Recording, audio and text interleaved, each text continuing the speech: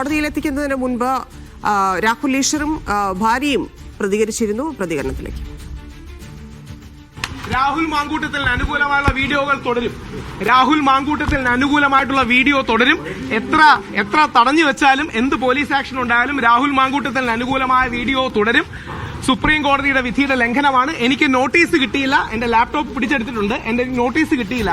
രാഹുൽ പറയും ഇതെല്ലാം കോടതി പറയും. സുപ്രീം കോടതി വിധിയുടെ പ്രതീക്ഷിക്കുന്നുണ്ട്. അല്ലെങ്കിൽ ഹൈക്കോടതി മൂവുകയും ചെയ്ത് സുപ്രീം കോടതി വിധിയുടെ നഗ്നമായ ലംഘനമാണ്. അർണേഷിന്റെ വിധിയുടെ നഗ്നമായ ലംഘനം. ഇവിടുന്ന് ലാപ്ടോപ്പാണ് എടുത്തത്. ലാപ്ടോപ്പ് അവർ എല്ലാം വെരിഫൈ ചെയ്തിട്ട് എടുത്തുകൊണ്ട് പോയി. അപ്പൊ അതിന്റെ പേപ്പർ വർക്കും കാര്യങ്ങളും കുറെ ടൈം എടുത്തു. അപ്പൊ ലാപ്ടോപ്പാണ് എടുത്തത്.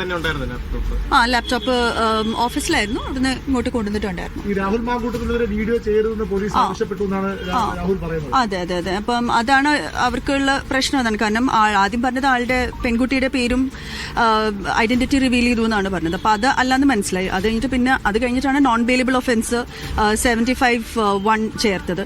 അത് കഴിഞ്ഞിട്ട് ഇപ്പം പറയുന്നു വീഡിയോ വേ ചെയ്യാൻ പാടില്ല, രാഹുൽ മാങ്കൂട്ടത്തിനെ സപ്പോർട്ട് ചെയ്തുള്ള വീഡിയോസ് പാടില്ല, അത് കുട്ടിക്കെതിരെ ആയി പോകുന്നു എന്ന് പറഞ്ഞു. പക്ഷെ അതൊക്കെ ഒരു അഭിപ്രായമല്ല. അത് ഇപ്പൊ സ്റ്റേഷനിലോട്ട് കൊണ്ടുപോയി. എനിക്ക് കോടതിയിൽ ഇന്ന് എനിക്ക് തോന്നുന്നു പേപ്പർ വർക്ക് കഴിഞ്ഞ് പ്രൊഡ്യൂസ് ചെയ്യുമ്പോൾ ലേറ്റ് ആവുമായിരിക്കും.